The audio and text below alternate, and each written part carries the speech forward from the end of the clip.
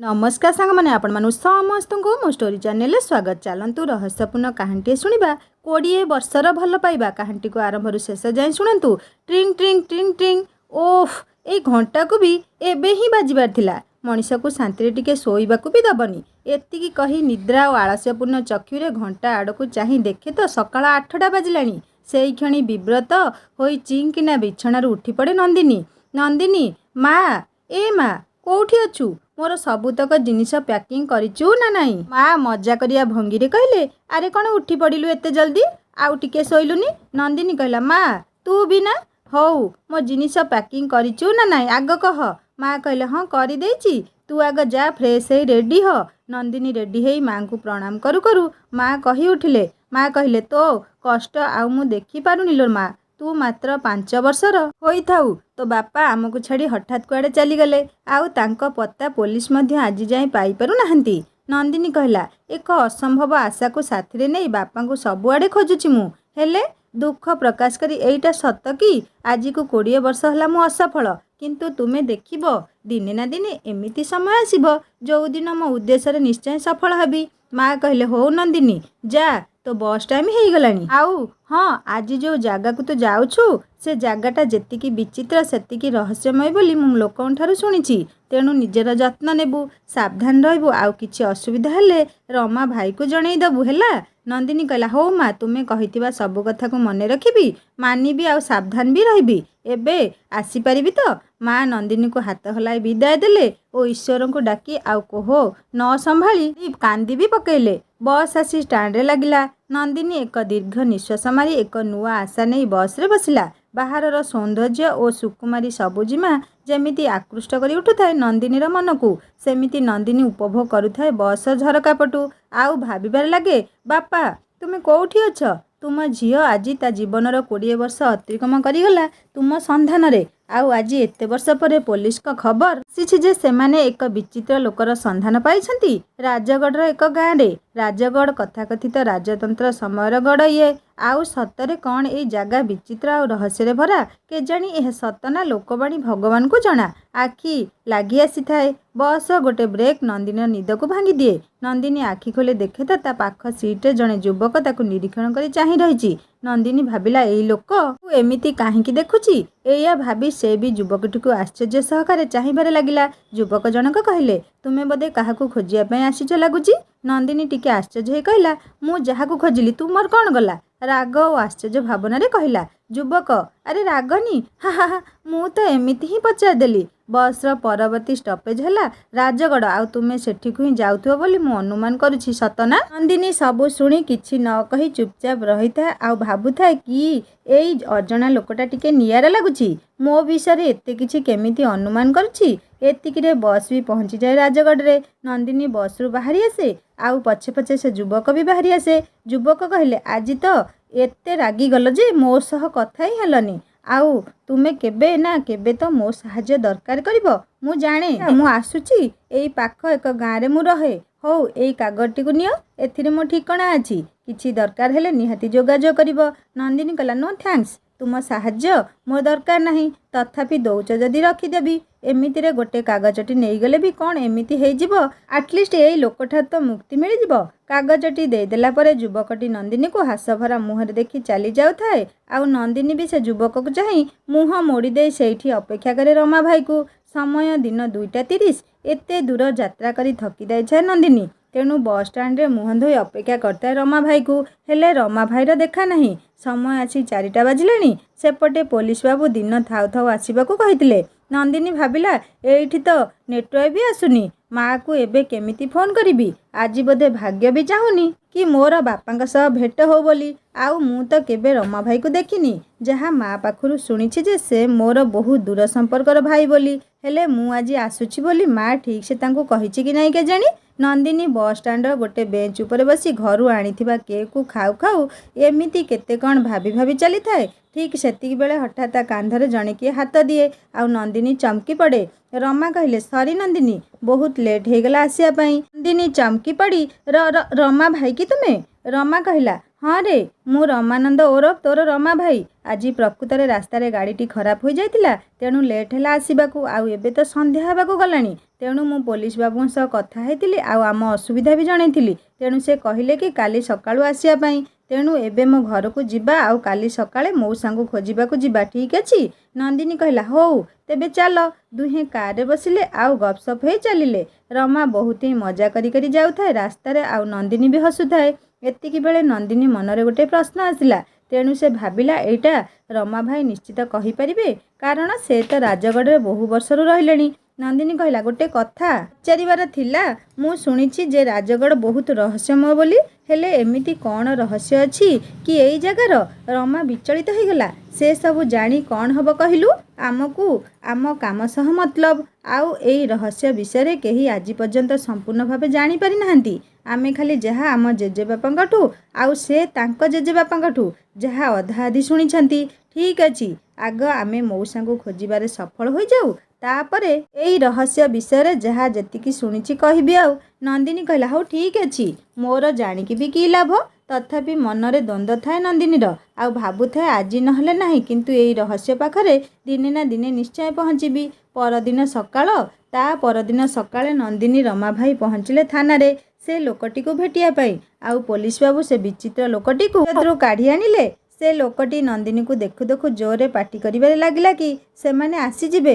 हाँ निश्चय आसीजिबे, आउ सबु नष्ट करिदेबे। तू तू ही सेमानकु मुक्त दबु। आउ सेमाने जदि थरे मुक्त होई जांती ना, तेबे तेबे अनर्थ हे जिवो, पूरा पूरी अनर्थ। मो कथा मान, तू तू पळा एठू। से रहस्य को रहस्य ही रहिबाकू दे, नहेले नहेले मु तते मारी देबी। ले सबु ठीक हे जिवो। एति कहि से आक्रमण करिबाकू जाउथाय नंदिनी को, किंतु पुलिस कर्मचारी माने ताकू धरि पकांती, आउ पुणी हाजत भीतर को नहीं जाती। एई सब घटना देखि नंदिनी पूरा अबाक ही चाहि रहिता से लोकटी को। नंदिनी भावे कौन सब कहीगला, मो मुंड को एसबू किछि पसुनी। किए आसीबो, आउ मु काहेकि काहाकू मुक्त करिबी, आउ कौन अनर्थ हबो किछि बुझी पारुनी। कौन चलीछि मो सह? रमा कहला कंट्रोल नंदिनी, ये बोधे पागल हो जाइछि। ए सेई पाई जहा मन को आसिला कहिले। से सब छाड़, ये कौन मौसा की? नंदिनी कहला काई नाई तो, एई लोकर मुह मो बापांको 20 वर्ष तलर फटो सह जमा भी मिसुनी। आउ सबुठु बड़ कथा हैला, मो बापांको डाहाण गलारे गोटे बड़ कला जाइटे अछि, जोटा एई लोक गालारे नाही। रमा कहले ताहाले कौन करिबा? इन्स्पेक्टर सारଙ୍କ सह कथा हली। से कहिले कि आउ किछि सुराग मिलले आमको जणेबे बोली। तेणु आज घर को फेली जिबा चल। हेले नंदिनीर मन मानी नाही, सबू न जानी से जीवनी बोली मनस्थ करिछि। नंदिनी भाबुछि कि हुए तो ए लोक ता बापांक विषय किछि जानि थाई पारे। तेणु नंदिनी पुलिस का अनुमति रे से लोक सह एकांतरे कथा हेबाकू जाइछि। आउ बाहरे पुलिस माने जगिके अछंती, किछि असुविधा हेले जे पाई। नंदिनी धीर स्वर रे, तुम ना कौन? आउ तुमे एठिकू केमिति आसिल? आउ मोते तुमे केमिति जानल? आउ काहार मुक्त हेबा कथा कहूतिल? एमिति कौन अनर्थ घटिबो? आउ को रहस्य कथा कहूतिल? मोते सबु किछि जानिबार अछि, दया करी कुह। बंशी कहला, बंशी मो ना, आउ एई राजगढ़ रहस्य ही तोते तो प्रश्नर सबु उत्तर देब। मु जाने तू तो बापा देवनारायण को खोजिबाकू आसिछु। हेले नंदिनी उठ, नंदिनी उठ। एपरी गुरु गंभीर शब्द शुणी चमकी पड़े और धड़किना उठी पड़ी भूमि रे बसी पड़े नंदिनी। ए पुणी को जगह? आखि मଳି मଳି हेई देखे तो चारि पाखरे घन अंधकार। दूररू जेते दूर आखि पाउछि खाली अंधकार ही अंधकार। मने होउछि कि एक विशाल अंधकारमय बन कोठरी रे पहुंची जाइछि नंदिनी। नंदिनी भाबे अरे ये मु कोठी अछि, आउ मु एठी आसिली केमिति? मोर किछि मने पड़ुनी काहेकि। आह मो मुंड कौन गोटे हेई जाउछि, एते जोरे बिंधुछि जे कौन कहिबी। नंदिनी ता मुंडरे हाथ देई भाबिबा लागे, मोर जहा मने पड़ुछि कि मु थाना रे थिली, आउ से लोकटा सह कथा हेउथुली। हाँ से मो बापांक ना भी जाने। या माने से निहाती मो बापा कोठी अछंती कहि परिबो। हेले एई जगार मु आग बाहरिले जाई सिना मु से लोक पाखरे पहुंची परिबी। तापरे नंदिनी जोरे पाटी करिबा लागे कि हेल्प हेल्प, किए अछ एठी? हेले कौन हेबो, ताकू खाली निज स्वरर प्रतिध्वनि शुभुछि। किछि देखा जाउ नथले भी जेमिति अंधार रे बुलेइला परी नंदिनी पाटी करी करी आगकू बढ़ी चली थाए। काले किए शुणी ताकू साहाय्य करिबाकू आसीबो। एमिति असहाय भावे किछि दूर गला परे किछि दूररू ताकू गोटे उज्जवल आलोक देखा जाउथिबार आभास ହେଲା। नंदिनी आश्चर्य हो गला। हेले एते घन अंधकार भितर सेठी कौन गोटे आलोक देखा जाउछि? सेठी को गले ही जना पड़िबो प्रकृत घटना कौन। धीरे धीरे आलोक जेतिकी निकटतर होउछि सेतिकी जिज्ञासा सृष्टि हेबा लागिछि नंदिनी मनरे। ଏବେ ନନ୍ଦିନୀ ପୁରା ଆଶ୍ଚର୍ଯ୍ୟ ଆଉ ସ୍ତବ୍ଧ ହେଇ ଚାହିଁ ରହିଛି ତା ସାମ୍ନାରେ ଥିବା ଉଜ୍ଜଳମୟ ବିଶାଳ ଏକ ଦ୍ୱାରକୁ ଦେଖି। ନନ୍ଦିନୀ, ଆରେ ଏ ତ ଏକ ବନ୍ଦ ଥିବା ବିଚିତ୍ର ଦ୍ୱାର ପରି ଲାଗୁଛି, ହେଲେ ବହୁତ ଅଜବ ଆଉ ବହୁତ ପୁରୁଣା ଭଳି ଦେଖାଯାଉଛି ଏଇ ଦ୍ୱାରଟି। ଏମିତି ଦ୍ୱାରରୁ ଆଲୋକ ବାହାରିବା ମୁଁ କେବେ ବି ଦେଖିନି। ଆଉ ଏ ଦ୍ୱାରରେ ଏତେ ବଡ଼ ତାଲାକୁ ଦେଖି ଲାଗୁଛି କି ନିଶ୍ଚିତ କିଛି ଗୋଟେ ମୂଲ୍ୟବାନ ଜିନିଷ ଦ୍ୱାର ସେପଟେ ଅଛି। ସବୁଠୁ ଆଶ୍ଚର୍ଯ୍ୟର କଥା ଯେ ଏଇ ଦ୍ୱାରରୁ ଏତେ ଆଲୋକ ଆସୁଛି କେମିତି? ମୋତେ ଲାଗୁଛି କି ଏଇ ଦ୍ୱାର କୌଣସି ସାଧାରଣ ଦ୍ୱାର ନୁହେଁ, ଏହା ଏକ ଚମତ୍କାରୀ ଦ୍ୱାର ହେଇଥିବ। କାରଣ ଏଇ କବାଟରେ ଯେଉଁ ସବୁ ଆକୃତିମାନ ଅଛି ତାହା ନିହାତି ଭୟଙ୍କର ଲାଗୁଛି। ଆରେ ହଁ, ଇଏ ଆଉ ସେଇ କଥାକୁ ନିର୍ଦ୍ଦେଶ କରିନି ତ ଯେଉଁଟା ସେ ଲୋକ ଥାନାରେ କହୁଥିଲା, ମାନେ ସେମାନେ ମୁକ୍ତ ହେଇଯିବେ, ମୁଁ ସେମାନଙ୍କୁ ମୁକ୍ତ କଲେ ଅନର୍ଥ ହେଇଯିବ ଇତ୍ୟାଦି ଇତ୍ୟାଦି। ମୁଁ ଚାହୁଁନି କି ମୋ ଯୋଗୁଁ କିଛି ଅନର୍ଥ ଘଟୁ ବୋଲି। ହେ ଭଗବାନ, ମୋତେ ଏଠୁ ବାହାର କର। ଏମିତି କହି ନନ୍ଦିନୀ ଦୁଃଖରେ ଅସହାୟ ଭାବେ ବସିପଡ଼େ ଭୂଇଁରେ। ମନରେ ଅନେକ ପ୍ରଶ୍ନ, ହେଲେ ଉତ୍ତର ଗୋଟେ ବି ନାହିଁ। କିଏ ଦେବ ଏତେ ପ୍ରଶ୍ନର ଉତ୍ତର? କ'ଣ ମୁଁ ବି ରହସ୍ୟ ଭିତରେ ନିଜେ ଏକ ରହସ୍ୟ ହେଇ ରହିଯିବି? ମା, ମୁଁ ଆଉ ପାରୁନି ମା। ବାପାଙ୍କୁ ଖୋଜିବାରେ ବୋଧେ ମୁଁ ବିଫଳ ହୋଇଗଲି। ଆଉ ଏ ଜାଗାରୁ ମୁଁ କେବେ ବାହାରି ପାରିବି କି ନାହିଁ ତା ବି ସନ୍ଦେହ। ମୋ କାହାଣୀ କ'ଣ ଏଇଠି ଶେଷ ହେଇଯିବ? ଏମିତି କେତେ କ'ଣ ଭାବିବାରେ ଲାଗିଥାଏ ନନ୍ଦିନୀ। ଠିକ୍ ଏତିକିବେଳେ ଦୂରରୁ ଥପ୍ ଥପ୍ ପାଦର ଶବ୍ଦ ନନ୍ଦିନୀ କାନରେ ପଡ଼ିଲା। ଲାଗୁଛି ଯେମିତି ଶବ୍ଦଟି ନିକଟସ୍ଥ ହେଇ ଆସୁଥାଏ ନନ୍ଦିନୀ ଆଡ଼କୁ। ଏଇ ଶବ୍ଦ ଶୁଣି ନନ୍ଦିନୀ ଚମକି ପଡ଼େ ଓ ସାବଧାନ ହେଇଯାଏ ଏକ ନୂଆ ବିପଦର ଆଶଙ୍କାରେ। ବର୍ତ୍ତମାନ ଡରରେ ନନ୍ଦିନୀ ଆଖି ବୁଜି ସେମିତି ଭୂଇଁରେ ବସି ଥରୁଥାଏ। ଶବ୍ଦ ନିକଟରୁ ନିକଟ ହେଇ ଆସୁଥାଏ ଆଉ ନନ୍ଦିନୀ ବି ସେମିତି ଜୋରରେ ଥରୁଥାଏ। ହଠାତ୍ ଗୋଟେ ଶକ୍ତ ଓ କଠିନ ହାତ ଆସି ପଡ଼ିଯାଏ ନନ୍ଦିନୀ ପିଠିରେ। ବଞ୍ଚାଅ, ବଞ୍ଚାଅ, ମୋତେ ମାରନି, ମୋତେ ମାରନି। ଭୟରେ ଏମିତି ପାଟି କରିବାରେ ଲାଗେ ନନ୍ଦିନୀ। ରମା କହେ, ନନ୍ଦିନୀ, ନନ୍ଦିନୀ, କ'ଣ ହେଲା? ଆରେ ଡରୁଛୁ କାହିଁକି? ମୁଁ ତ ରମା ଭାଇ। ଯାହା ହଉ ତୋ ହୋସ୍ ଆସିଗଲା। ମୁଁ ତ ଏବେ ହିଁ ଡାକ୍ତରକୁ ଡାକିଥାନ୍ତି, କିନ୍ତୁ ଭଲ ହେଲା, ତା ଆଗରୁ ତୋର ହୋସ୍ ଆସିଗଲା। ନନ୍ଦିନୀ ଆଖି ଖୋଲି ଦେଖେ ତ ସେ ସୋଫା ଉପରେ ଶୋଇଛି ଆଉ ସାମ୍ନାରେ ରମା ଭାଇ। କିଛି ବୁଝିପାରୁନଥାଏ ନନ୍ଦିନୀ କି ତା ସହ କ'ଣ ଘଟି ଚାଲିଥାଏ ଏସବୁ। ତଥାପି ଗୋଟେ ଦୀର୍ଘ ନିଶ୍ୱାସ ମାରି ମୁଣ୍ଡରୁ ଝାଳକୁ ପୋଛି ଦେଇ କୁହେ, ନନ୍ଦିନୀ, ଆମେ ଘରକୁ କେତେବେଳେ ଆସିଲେ ଭାଇ? ଆମେ ତ ଥାନାରେ ନା? ରମା କହିଲା, ହଁ, ଏଇ କିଛି ସମୟ ଆଗରୁ ତ ଆସିଲେ ଆମେ। ତୁ ତ ପୁରା ବ୍ୟସ୍ତ ହୋଇପଡ଼ିଲୁ ଥାନାରେ ଘରକୁ ଆସିବା ପାଇଁ। ଆଉ ପଚାରିବାରୁ କହିଲୁ କି ମୋ ପ୍ରଶ୍ନର ଉତ୍ତର ମୋତେ ମିଳିଗଲା। ଚାଲ ଆମେ ଜଲ୍ଦି ଘରକୁ ଯିବା। ହେଲେ ତୋର କ'ଣ ଏସବୁ କିଛି ମନେ ପଡ଼ୁନି? ନନ୍ଦିନୀ କହିଲା, ନା ପରା, ମୋର କିଛି ମନେ ପଡ଼ୁନି। ରମା କହିଲା, ଲୋକ ଯାହା ସବୁ କହିଲା କ'ଣ ତା ବି ତୋର ମନେ ପଡ଼ୁନି? ନନ୍ଦିନୀ କହିଲା, ସେଇଟା ହିଁ ତ ମନେ ପଡ଼ୁନି। ଏମିତି କ'ଣ କହିଲା ସେ ଲୋକ ଯାହା ମୋତେ ଏତେ ଅସ୍ଥିର କରିଦେଲା? ଆଚ୍ଛା, ସେ ଲୋକ ମୋତେ କ'ଣ କହିଥିଲା? ସେ ବିଷୟରେ ମୁଁ କ'ଣ କିଛି କହିଥିଲି କି ତୁମକୁ?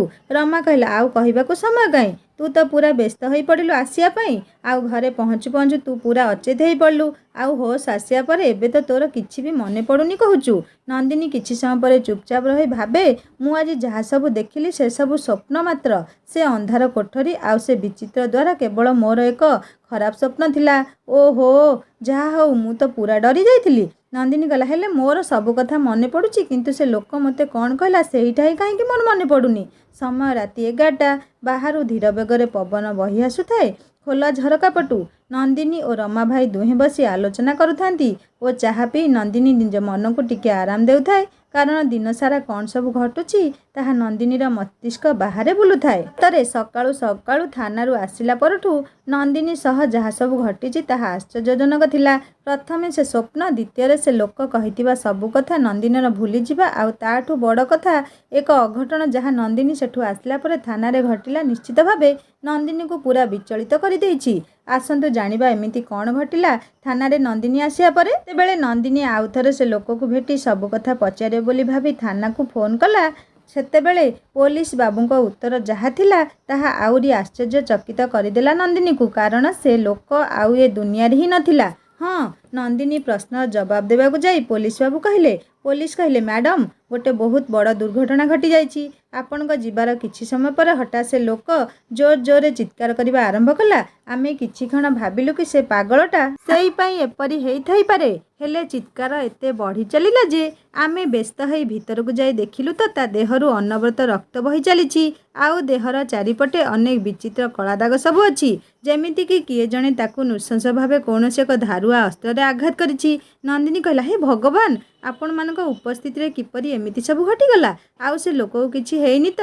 ନହେଲେ ବହୁତ ଅସୁବିଧା ହେଇଯିବ। ପୋଲିସ କହିଲେ, ରିଏଲି ସରି ମ୍ୟାଡ଼ାମ୍, ଆମେ ତାକୁ ହସ୍ପିଟାଲ ପଠାଇ ତ ଦେଲୁ, ହେଲେ ତାଙ୍କୁ ବଞ୍ଚାଇବାରେ ଆମେ ଅସମର୍ଥ ହୋଇଗଲୁ। ଅକ୍ଷତ ଏତେ ଗଭୀର ଥିଲା ଯେ ସଡନ୍ ଡେଥ୍ ହେଇଗଲା। ଆଉ ଆମେ ସବୁଠୁ ବେଶୀ ଆଶ୍ଚର୍ଯ୍ୟ ଯେ ସେ ଥିବା କୋଠରୀ ବାହାରୁ ବନ୍ଦ ଥିଲା ଆଉ ଆମ କନେଷ୍ଟବଳ ମାତ୍ର କିଛି ସମୟ ଆଗରୁ ହିଁ ଦେଖିଥିଲା କି ସେ ଚୁପଚାପ ଶୋଇଥିଲା। ହେଲେ ଏସବୁ ହଠାତ୍ ଘଟିବା ନିହାତି ଅସାଧାରଣ ଅଟେ। ନନ୍ଦିନୀ କହିଲା, ଅଦ୍ଭୁତ। ମୁଁ ତ ଏବେ ବି ବିଶ୍ୱାସ କରିପାରୁନି କି ଏମିତି କେମିତି ହେଲା। ସେ ମୋର ଏକମାତ୍ର ରାସ୍ତା ଥିଲେ ମୋ ବାପାଙ୍କ ପାଖରେ ପହଞ୍ଚିବାର। ଏବେ ମୁଁ କ'ଣ କରିବି? ପୋଲିସ କହିଲେ, ଆପଣ ବ୍ୟସ୍ତ ହୁଅନ୍ତୁନି, ଆମେ ପୋଷ୍ଟମର୍ଟମ୍ ପାଇଁ ପଠାଇଛୁ। ଯେହେତୁ ଆମକୁ କିଛି ଅସ୍ତ୍ର ବା କିଛି ସୁରାଗ ମିଳିନି, ତେଣୁ କିଏ ଆଉ କେମିତି ଏସବୁ କଲା ଜାଣିବା କଷ୍ଟ। ତଥାପି ରିପୋର୍ଟ ଆସିଲେ ସବୁ ଜଣାପଡ଼ିଯିବ। ଆଉ ଆମେ ପୁରା ଚେଷ୍ଟା କରିବୁ ଆପଣଙ୍କ ବାପାଙ୍କୁ ଖୋଜିବାକୁ। ଏସବୁ ଶୁଣିଲା ପରଠୁ ନନ୍ଦିନୀ ପୁରା ବୁଦ୍ଧି ଶୂନ୍ୟ ହୋଇଯାଇଛି କି କ'ଣ କରିବ ସେ ଆଗକୁ। କହିଲା, ସତରେ କେତେ ବିଚିତ୍ର ଘଟଣାମାନ ଘଟି ଚାଲିଛି ନା ରମା ଭାଇ। ସେ ଲୋକର ଦେହାନ୍ତ ଏତେ ଆଶ୍ଚର୍ଯ୍ୟଜନକ ଭାବେ ହେଇଛି ଯେ ମୋ ମନରେ ଅନେକ ପ୍ରଶ୍ନ ସୃଷ୍ଟି କରୁଛି। ରମା କହିଲା, ହଁ ସତରେ ଏମିତି କେମିତି କିଏ ଜଣେ ଆସି ଦିନ ଦ୍ୱିପହରଟାରେ ହତ୍ୟାକାଣ୍ଡ କରିଦେଇ ପାରିବ, ପୁଣି ଥାନାରେ, ଆଉ ବିନା କିଛି ସୁରାଗ ଛାଡ଼ି? ମାନିବାକୁ ପଡ଼ିବ ହତ୍ୟାକାରୀକୁ। ନନ୍ଦିନୀ କହିଲା, ଗୋଟେ କଥା ଅନୁଧ୍ୟାନ କଲ? ସେ ଲୋକର ଏମିତି ଆଶ୍ଚର୍ଯ୍ୟଜନକ ହତ୍ୟା, ମୋର ଏମିତି ବିଚିତ୍ର ସ୍ୱପ୍ନ ଦେଖିବା, ଆଉ ହେଲେ ସେ ଲୋକ କହିଥିବା ସବୁ ରହସ୍ୟକୁ ଭୁଲିଯିବା କୌଣସି ସାଧାରଣ ଘଟଣା ନୁହଁ। ମୋତେ ଲାଗୁଛି କିଛି ଅଲୌକିକ ଶକ୍ତି ଅଛି ଏସବୁ ପଛରେ। ରମା, ହ୍ୱାଟ୍? ମାନେ ତୋ କହିବା ଅର୍ଥ ହେଲା ପାରାନର୍ମାଲ ଆକ୍ଟିଭିଟି? ନନ୍ଦିନୀ, ହଁ, ମୁଁ ରାଜଗଡ଼ ରହସ୍ୟକୁ ଜାଣିବାକୁ ଚାହେଁ ଭାଇ। କାରଣ ସେ ଲୋକ ମୋତେ ଶେଷଥର ପାଇଁ ଏହା ହିଁ କହିଥିଲା କି ରାଜଗଡ଼ ରହସ୍ୟ ହିଁ ମୋତେ ମୋ ସବୁ ପ୍ରଶ୍ନର ଉତ୍ତର ଦେବ। ଆଉ ମୁଁ 100% ସିଓର କି ବାପାଙ୍କ ସହ ଏ ରହସ୍ୟ ନିଶ୍ଚିତ ଭାବେ ଜଡ଼ିତ ଥିବ। ରମା, ଓଃ ନନ୍ଦିନୀ, ମୋତେ ଲାଗୁଛି କି ତୁ ଟିକେ ବେଶୀ ଭାବି ଦେଉଛୁ। ଏମିତି କିଛି ନୁହଁ, ରାତି ବହୁତ ହେଲାଣି, ତୁ ଆଉ ବେଶୀ ନ ଭାବି ଶୋଇପଡ଼େ। ନନ୍ଦିନୀ କହିଲା, ନା ନା, ତୁମେ ଯାହା ବି ଜାଣିଛ କି ଶୁଣିଛ ମୋତେ କୁହ। ମୁଁ ବି ଜାଣିବାକୁ ଚାହେଁ କି ଏମିତି କ'ଣ ଇତିହାସ ଓ ରହସ୍ୟ ଏଠି ଲୁଚିକି ଅଛି ଯାହା ବିଷୟରେ ଚାରିଆଡ଼େ ଏତେ ଚର୍ଚ୍ଚା। ରମା କହିଲା, ହଉ ଶୁଣେ। ରାଜଗଡ଼ର ଇତିହାସ ଆରମ୍ଭ ହୁଏ ତାର ଶାସକ ରାଜା ଚନ୍ଦ୍ରସେନଙ୍କ ପାଖରୁ। ରାଜା ଚନ୍ଦ୍ରସେନ ଥିଲେ ବିଷ୍ଣୁଙ୍କ ଜଣେ ବଡ଼ ଉପାସକ ଆଉ ତାଙ୍କ ବୀରତ୍ୱର ପ୍ରତୀକ ଥିଲା ରାଜଗଡ଼ର ସମୃଦ୍ଧି ଓ ସୁଖ ଶାନ୍ତି। ତାଙ୍କ ଉପାସନାରେ ସ୍ୱୟଂ ନାରାୟଣ ତୃପ୍ତ ହୋଇ ତାଙ୍କୁ ଏକ ଅମୂଲ୍ୟ ଚମତ୍କାରୀ ହୀରା ପ୍ରଦାନ କରିଥିଲେ। ହଁ, ସେ ହୀରାର ମହତ୍ତ୍ୱ ବିଷୟରେ କେବଳ ରାଜାଙ୍କୁ ଛାଡ଼ି କାହାକୁ କିଛି ଜଣା ନଥିଲା। ହେଲେ କୁହନ୍ତି ନା, ସବୁ ଜିନିଷର କିଛି ଭଲ ଗୁଣ ସହ କିଛି ଖରାପ ଗୁଣ ବି ଥାଏ। ସେହିପରି ଏହା ଶୁଣିବାକୁ ମିଳେ ଯେ ସେ ହୀରାରେ ଏପରି ଶକ୍ତି ଥିଲା ଯାହା ସାରା ବିଶ୍ୱ ପାଇଁ ବିପଜ୍ଜନକ ଥିଲା। ତେଣୁ ରାଜା ସବୁବେଳେ ସେ ହୀରାର ସୁରକ୍ଷା କରି ଆସୁଥିଲେ। ଏପରିକି ଶତ୍ରୁଗଡ଼ ମଧ୍ୟ ବହୁ ଚେଷ୍ଟା କରୁଥିଲେ ସେ ହୀରାର ପତ୍ତା ଲଗେଇବାକୁ, ହେଲେ ବିଫଳ ହେଉଥିଲେ। ଏପରିକି ତାହା ଏମିତି ସ୍ଥାନରେ ଗୋପନ କରି ରଖାଯାଇଥିଲା ଯେ ବାହାର ଲୋକ କ'ଣ, ରାଜାଙ୍କ ନିଜ ଲୋକ ବି ହୀରାର ଠିକଣା ଜାଣିନଥିଲେ। ନନ୍ଦିନୀ କହିଲା, ତାହେଲେ ସେ ହୀରାର କ'ଣ ହେଲା? ଆଉ ଏମିତି କ'ଣ ଶକ୍ତି ଥିଲା ଯାହାକୁ ରାଜା ଏତେ ଡରୁଥିଲେ? ରମା କହିଲା, କ'ଣ ହେଲା ତାହା ତ ଜଣା ନାହିଁ, କିନ୍ତୁ କୁହାଯାଏ କି ସେ ହୀରା ଏବେ ବି ଏଇ ରାଜଗଡ଼ର କୌଣସି ଏକ ଗୁପ୍ତ ସ୍ଥାନରେ ସୁରକ୍ଷିତ ହୋଇ ଅଛି, କିନ୍ତୁ କେଉଁଠି ଜଣା ନାହିଁ। ଆଉ ଆମକୁ ସେ ହୀରା ଯେମିତି ହେଲେ ଖୋଜିବାର ଅଛି, କାରଣ ସମୟ ଆସିଗଲାଣି। ଏଥିରେ ଆମକୁ ଡେରି କରିବା ଜମା ଉଚିତ ନୁହଁ। ମୁଁ ନିଶ୍ଚିତ କି ସେ ହୀରା ମିଳିଲା ମାନେ ତୋ ବାପା ବି ନିଶ୍ଚୟ ମିଳିଯିବେ। ନନ୍ଦିନୀ କହିଲା, କ'ଣ କହିଲ? ସମୟ ଆସିଗଲାଣି? ହେଲେ କେଉଁ ସମୟ କଥା କହୁଛ? ଏତେ ବ୍ୟସ୍ତ କାହିଁକି ହେଉଛ? ଆଉ ତମେ ଏତେ ଦୃଢ଼ତାର ସହ କେମିତି କହିପାରୁଛ କି ହୀରା ମିଳିଲେ ବାପା ବି ମିଳିଯିବେ ବୋଲି? ୟା ମାନେ କ'ଣ ତମେ ସେ ହୀରା ଆଗରୁ ହିଁ ଖୋଜୁଛ? ରମା କହିଲା, ଆରେ ନା ନା, ସେ କିଛି ନାହିଁ, ତୁ ବୁଝିପାରିବୁନି। ଆଉ ମୋର କାହିଁକି ହୀରା ଦରକାର ପଡ଼ିବ? ଦେଖ, ଏହା ଥିଲା ସେ ହୀରାର କାହାଣୀ ଯାହା ମୁଁ ଜାଣିଛି, କିନ୍ତୁ ଆହୁରି ଅନେକ ରହସ୍ୟ ଲୁଚିକି ଅଛି ଯାହା ବିଷୟରେ ସମୟ ହିଁ ଆମକୁ କହିପାରିବ। ନନ୍ଦିନୀ କହିଲା, ମୋତେ ତୁମ କଥା ସବୁ ଶୁଣି ଭାରି ଅଜବ ଲାଗୁଛି। ହଉ, ଆଜି ଶୋଇଯିବା, ରାତି ବହୁତ ହେଲାଣି। ଯାହା କରିବା କଥା କାଲି କରିବା। ଦୁହେଁ ଶୋଇବାକୁ ଗଲେ ନିଜ ନିଜ ରୁମ୍କୁ। କିନ୍ତୁ ନନ୍ଦିନୀ ବସି ଭାବୁଥାଏ ଯେ ତା ବାପାଙ୍କର ଏ ରହସ୍ୟ ସହ କ'ଣ ସମ୍ପର୍କ ଥାଇପାରେ। ପୁଣି ଏମିତି କାହିଁକି ଲାଗୁଛି କି ରମା ଭାଇ ଆହୁରି ବହୁତ କିଛି ଜାଣିଛନ୍ତି, ହେଲେ ମୋତେ କହୁନାହାନ୍ତି। ସେ ହୀରାକୁ ଖୋଜିବା ପାଇଁ ଏତେ ଇଚ୍ଛୁକ କ'ଣ ପାଇଁ? ପୁଣି ଏତେ ସିଓରଲି କେମିତି କହିପାରୁଛନ୍ତି କି ମୋ ବାପା ସେ ହୀରା ମିଳିଲେ ନିଶ୍ଚୟ ମିଳିଯିବେ ବୋଲି? ନିହାତି ଏସବୁ ପଛରେ ଆଉ କିଛି କଥା ଅଛି ଯାହା ମୁଁ ଜାଣିପାରୁନି। ହଠାତ୍ ଏତିକିବେଳେ ନନ୍ଦିନୀର ଆଖି ପଡ଼େ ତା ବ୍ୟାଗ୍ରେ ଥିବା ଏକ କାଗଜ ଖଣ୍ଡ ଉପରେ, ଯାହା ତା ବ୍ୟାଗ୍ରୁ ବାହାରି ପବନରେ ଝରକା ଦେଇ ବାହାରକୁ ଉଡ଼ିଯିବା ପାଇଁ ବସିଛି। ଠିକ୍ ସମୟରେ ନନ୍ଦିନୀ ସେ କାଗଜ ଖଣ୍ଡକୁ ଧରି ପକାଇଛି। ନନ୍ଦିନୀ କହିଲା, ଓଃ, ଯାହା ହଉ, ଠିକ୍ ସମୟରେ ଧରି ପକାଇଲି। ଆରେ ଆରେ, ଏ ତ ସେଇ କାଗଜ ମୋତେ ବସ୍ରେ ସେ ଯୁବକଟି ଦେଇଥିଲା। ହଁ, ସେଇ ଯିଏ ମୋତେ ବହୁତ ଅଜବ ଲାଗୁଥିଲା। ଛାଡ଼, ହେଲେ ଏଥିରେ ଅଛି କ'ଣ? ନନ୍ଦିନୀ କାଗଜ ଖଣ୍ଡକୁ ଖୋଲି ଦେଖେ ତ ସେଥିରେ ଲେଖା ଅଛି, ଅମର କଶ୍ୟପ। ଫୋନ୍ ନମ୍ବରଟା ହେଲା ସାବଧାନ, ଆଗକୁ ଆସିବାକୁ ଯାଉଛି ମହାବିପଦ। ବିପଦ ହେଲେ ଏମିତି କେଉଁ ବିପଦ ଆସିବାକୁ ଯାଉଛି? ସେ ଲୋକ ଉପରେ ମୋତେ ପ୍ରଥମରୁ ସନ୍ଦେହ ଥିଲା କି ସେ ନିଶ୍ଚିତ ଭାବେ କିଛି ଖାସ୍ କଥା ଜାଣିଛି। ତାପରେ ନନ୍ଦିନୀ ସେ କାଗଜରେ ଥିବା ନମ୍ବରରେ କଲ୍ କଲା। ନନ୍ଦିନୀ କହିଲା, ହ୍ୟାଲୋ, ମୁଁ କ'ଣ ଅମର ବାବୁଙ୍କ ସହ କଥା ହେଉଛି କି? ଅମର କହିଲେ, ଆରେ ନନ୍ଦିନୀ ମ୍ୟାଡ଼ାମ୍, ତ ଫାଇନାଲି ଆପଣ ଏତେ ଦିନ ପରେ ସେ ଲେଖାଟିକୁ ପଢ଼ିଲେ? କହିଲା, ଯାହା କହିବାର ଅଛି ସିଧା ସିଧା କୁହ, କେଉଁ ବିପଦ ବିଷୟରେ ସୂଚାଉଥିଲ? ଅମର କହିଲା, ହଁ ମ୍ୟାଡ଼ାମ୍, ବିପଦ ଯାହା ଆପଣଙ୍କ ଉପରେ ଆସିବାକୁ ଯାଉଛି, ତେଣୁ ଆପଣ କ'ଣ ମୋତେ କାଲି ଟିକେ ଭେଟିପାରିବେ? ରାଜଗଡ଼ ପାଖରେ ଥିବା ଏକ ଗାଁ ଯେଉଁଠି ମୁଁ ଅଛି, ମୁଁ ତା'ର ଲୋକେସନ୍ କାଲି ଆପଣଙ୍କୁ କହିଦେବି। ହେଲେ ଗୋଟେ କଥା, ଆପଣ କାଲି ଏକୁଟିଆ ଆସିବେ, ସାଥିରେ ଯେମିତି କେହି ରହିବେନି କି କେହି ଜାଣିବେନି ଆପଣ ଏଠିକୁ ଆସୁଛନ୍ତି। ନନ୍ଦିନୀ, ଓକେ ଓକେ, ମୁଁ ପହଞ୍ଚିଯିବି। ଦିନ ସକାଳେ ଯେତେବେଳେ ନନ୍ଦିନୀ ବାହାରିଥାଏ ସେ ଜାଗାକୁ ଯିବା ପାଇଁ, ରମା କହେ, ଆରେ କୁଆଡ଼େ ବାହାରିଲୁ? ନନ୍ଦିନୀ କହିଲା, ନା ଭାଇ, ଏମିତି ଗୋଟେ ସାଙ୍ଗଟେ ଆସିବ ଦେଖା କରିବାକୁ ଯାଉଛି। ହଠାତ୍ ନନ୍ଦିନୀର ଆଖି ପଡ଼େ ରମାର ବେକରେ। ଆରେ ଭାଇ, ତୁମ ବେକରେ ଏମିତି ପୋଡ଼ା ଚିହ୍ନ କ'ଣ? ରମା କହିଲା, ସେ କିଛି ନାହିଁ ରେ, ଏବେ ଟିକେ ଗରମ ବହୁତ ହେଉଛି ତ, ତେଣୁ ସ୍କିନ୍ରେ କ'ଣ ଟିକେ ହେଇଯାଇଛି ବୋଧେ। ନନ୍ଦିନୀ କହିଲା, ହଉ ଛାଡ଼, ମୁଁ ଯାଏ, ମୋର ଡେରି ହେଲାଣି। ତାପରେ ନନ୍ଦିନୀ ବାହାରିଯାଏ ତା ଲକ୍ଷ୍ୟ ଅଭିମୁଖେ ଓ ପହଞ୍ଚିଯାଏ ତା ଠିକଣାରେ। ଗଲା ବେଳକୁ ଅମର ସେଇଠି ଛିଡ଼ା ହୋଇଥାଏ ତାକୁ ନେବା ପାଇଁ। ଅମର, ହ୍ୟାଲୋ ନନ୍ଦିନୀ, ଆସ, ତୁମର ହିଁ ଅପେକ୍ଷା ଥିଲା। ନନ୍ଦିନୀ, ହ୍ୟାଲୋ, ଏମିତି ମୋତେ ଏକା ଡାକିବାର ମାନେ କ'ଣ? ଅମର କହିଲା, କାହିଁକି ନା ଏଠି ବହୁ ଛଦ୍ମବେଶୀ ଅଛନ୍ତି, ତେଣୁ କାହା ଉପରେ ବିଶ୍ୱାସ କରିବା କଥା ନୁହଁ। ଆଜି ମୁଁ ତୁମକୁ ଜଣଙ୍କ ସହ ଭେଟ କରାଇବି, ଯିଏ ତୁମ ସବୁ ପ୍ରଶ୍ନର ଉତ୍ତର ଦେବେ। କହିଲା, ସତରେ? ମୋତେ ବହୁତ କିଛି ଜାଣିବାର ଅଛି। ରାଜଗଡ଼ର ଏମିତି କ'ଣ ରହସ୍ୟ ଅଛି? ଆଉ ସେ ଚମତ୍କାରୀ ହୀରାର ରହସ୍ୟ କ'ଣ?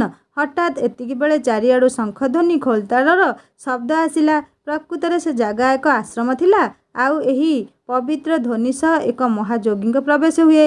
ଯୋଗୀ କହିଲେ, ତୋ ସବୁ ପ୍ରଶ୍ନର ଉତ୍ତର ତୋତେ ଆଜି ମିଳିବ ମା। ମୁଁ ଜାଣେ ତୁ ତୋ ବାପାଙ୍କୁ ଖୋଜିବାକୁ ଆସି ଏ ରହସ୍ୟ ଘେରରେ ଫସି ଯାଇଛୁ। ପ୍ରକୃତରେ ତୁ ଏଠି ଆସିବା ଆଉ ତୋ ବାପାଙ୍କର ଏତେ ବର୍ଷ ଧରି ନିଖୋଜ ରହିବା ସବୁ ଏକ ଷଡ଼ଯନ୍ତ୍ର, କେବଳ ସେ ଦ୍ୱାରକୁ ଖୋଲିବା ପାଇଁ। ନନ୍ଦିନୀ କହିଲା, କ'ଣ କହିଲେ? ଷଡ଼ଯନ୍ତ୍ର? ତା ମାନେ ମୋ ବାପାଙ୍କ ଠିକଣା ଆପଣ ଜାଣିଛନ୍ତି? ଆଉ କେଉଁ ଦ୍ୱାର କଥା ଆପଣ କହୁଛନ୍ତି? ଇଏ ଆଉ ସେ ଦ୍ୱାର ନୁହଁ ତ, ଯାହାକୁ ମୁଁ ମୋ ସ୍ୱପ୍ନରେ ଦେଖିଥିଲି? ଯୋଗୀ କହିଲେ, ହଁ ମା, ଇଏ ସେଇ ଦ୍ୱାର ଯାହା ତୋତେ ସ୍ୱପ୍ନ ମାଧ୍ୟମରେ ଦେଖିବାକୁ ଦିଆଯାଇଥିଲା। କାରଣ ବାପାଙ୍କ ପରେ ତୁ ହିଁ ସେ ଦ୍ୱାରକୁ ଖୋଲିପାରିବୁ। ତୁ ସେ ସ୍ୱପ୍ନ ନିଜ ଇଚ୍ଛାରେ ନୁହଁ, ସେମାନଙ୍କ ଇଚ୍ଛାରେ ଦେଖିଥିଲୁ। ନନ୍ଦିନୀ କହିଲା, କିଏ ସେମାନେ? ଆଉ ତାଙ୍କ ସହ ମୋର ଆଉ ମୋ ବାପାଙ୍କର କ'ଣ ସମ୍ପର୍କ? ଯୋଗୀ କହିଲେ, ସେମାନେ କୌଣସି ସାଧାରଣ ମଣିଷ ନୁହେଁ, ସେମାନେ ହେଲେ ସୁତଳ ଲୋକର ଦ୍ୱାରପାଳକ, ଯିଏ ତାଙ୍କ ମାୟାବୀ ଶକ୍ତି ଦ୍ୱାରା ଆମ ସମସ୍ତଙ୍କ ଭିତରେ ଆମ ସମସ୍ତଙ୍କ ଭଳି ରୂପ ନେଇ ଜୀବନ ଅତିବାହିତ କରୁଛନ୍ତି। ହେଲେ ତାଙ୍କ ଲକ୍ଷ୍ୟ ହେଲା ମର୍ତ୍ତ୍ୟରୁ ସୁତାଳକୁ ଯୋଗ କରୁଥିବା ସେ ଚମତ୍କାରୀ ଦ୍ୱାରକୁ ଖୋଲିବା, ଯାହାଫଳରେ ସୁତାଳ ଲୋକରୁ ତାଙ୍କ ଶାସକ ସୁତାଳକ ଆମ ଦୁନିଆକୁ ଆସି ତା ଦୁଷ୍ଟ ଶକ୍ତି ଦ୍ୱାରା ରାଜ କରିପାରୁ। ନନ୍ଦିନୀ କହିଲା, ଏସବୁ ସୁପର ନ୍ୟାଚୁରାଲ ଥିଙ୍ଗସ୍ କ'ଣ ସତରେ ଆମ ଚାରିପାଖରେ ଉପସ୍ଥିତ ଅଛି? ଏସବୁ ତ କେଉଁ ପୁରାଣର ଗପ ଭଳି ଲାଗୁଛି। ଯୋଗୀ କହିଲା, ହଁ, ଏସବୁ ସତ। ପୁରାଣରେ ବର୍ଣ୍ଣିତ 14ଟି ଲୋକ ମଧ୍ୟରୁ ସୁତାଳ ଲୋକ ଅନ୍ୟତମ, ଯାହାର ଶାସକ ହେଲା ସୁତାଳକ। ସେ ଯେତିକି ଭୟଙ୍କର କି ମାୟାବୀ, ଆଉ ଖାସ୍ ଏଇଥିପାଇଁ ତୋ ବାପାଙ୍କୁ ଏବେ ଯାଏଁ ବନ୍ଦୀ କରି ରଖାହେଇଛି ଏଠି। ନନ୍ଦିନୀ କହିଲା, ମୋ ବାପା କେଉଁଠି ଅଛନ୍ତି? ମୋତେ ପ୍ଲିଜ୍ ତାଙ୍କ ସହ ଦେଖା କରିଦିଅ।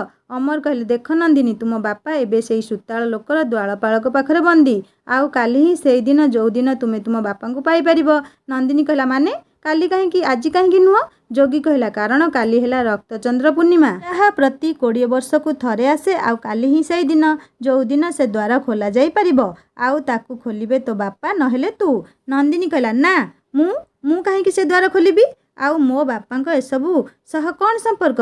ଅମର କହିଲେ, କାରଣ ସେ ଦ୍ୱାର ଚାବି ହେଲା ରାଜା ଚନ୍ଦ୍ରସେନଙ୍କ ପାଖରେ ଥିବା ସେ ଅମୂଲ୍ୟ ହୀରା, ଯାହା ପ୍ରତି 20 ବର୍ଷରେ ଥରେ ପ୍ରକାଶ ହେବ, ଆଉ ତାକୁ ପାଇପାରିବେ କେବଳ ରାଜା ଚନ୍ଦ୍ରସେନ ଆଉ ତାଙ୍କ ବଂଶଜ। ନନ୍ଦିନୀ କହିଲା, ତା ମାନେ କ'ଣ ଆମେ ହେଲୁ ରାଜା ଚନ୍ଦ୍ରସେନଙ୍କ ବଂଶଧର? ଅମର କହିଲା, ହଁ ନନ୍ଦିନୀ, ତୁମେ ହିଁ ରାଜାଙ୍କ ବଂଶଜ ଆଉ ସେ ହୀରାର ଅଧିକାରୀ। ଆଉ ଗୋଟେ କଥା, ତୁମ ବାପା କେବେ କାହାକୁ ଜାଣିବାକୁ ଦେଇନଥିଲେ କି ସେ ଜଣେ ସାମାନ୍ୟ ସ୍କୁଲ ଶିକ୍ଷକ ସହ ସରକାରଙ୍କ ଗୁପ୍ତ ତଦନ୍ତ ବିଭାଗର ଅଧିକାରୀ, ଆଉ ସେ ସରକାରଙ୍କ ତରଫରୁ ତାଙ୍କ ସହ କର୍ମଚାରୀ ବଂଶୀ ମୋହନଙ୍କ ସହ ଏଇ ରାଜଗଡ଼କୁ ତା ରହସ୍ୟ ବିଷୟରେ ତଦନ୍ତ ପାଇଁ ଆସିଥିଲେ। କହିଲେ, କିନ୍ତୁ କାଳର ଚକ୍ର ବୁଲିବା ଆରମ୍ଭ କରିସାରିଥିଲା। ଆଜକୁ ଠିକ୍ 20 ବର୍ଷ ତଳର କଥା। ସେଦିନ ଥିଲା ରକ୍ତଚନ୍ଦ୍ର ପୂର୍ଣ୍ଣିମାର ସେଇ ବିରଳ ରାତ୍ରି, ଯେଉଁଦିନ ସେ ଦ୍ୱାରପାଳକମାନେ ତାଙ୍କ ପ୍ରକୃତ ରୂପରେ ଆସନ୍ତି। ଏ ବର୍ଷ ତଳର ଦୃଶ୍ୟ। ରକ୍ତ ଚନ୍ଦ୍ର ପୂର୍ଣ୍ଣିମାରେ ସେ ରାତ୍ରି, ଯେଉଁ ରାତ୍ରିରେ ଦୁଇ ସାଙ୍ଗ ଦେବନାରାୟଣ ଆଉ ବଂଶୀ ରାଜଗଡ଼ର ଗେଷ୍ଟ ହାଉସ୍ ବାହାରେ ବସି କଥା ହେଉଥାନ୍ତି। ଦେବ, ବୁଝିଲୁ ବଂଶୀ, ଆମେ ରାଜଗଡ଼ରେ ଆସି 3 ଦିନ ହେଲା ରହିଲୁଣି। ଆଉ ଆଜି ବୋଧେ ଆମ ପାଇଁ ସବୁଠୁ ବଡ଼ ରାତି। କାରଣ ହୁଏତ ଆଜି ମୁଁ ମୋ ଜୀବନ ବି ହରେଇ ଦେଇପାରେ। ବଂଶୀ କହିଲେ, ନା ସାଙ୍ଗ, ତୁ ସେମିତି କହନି।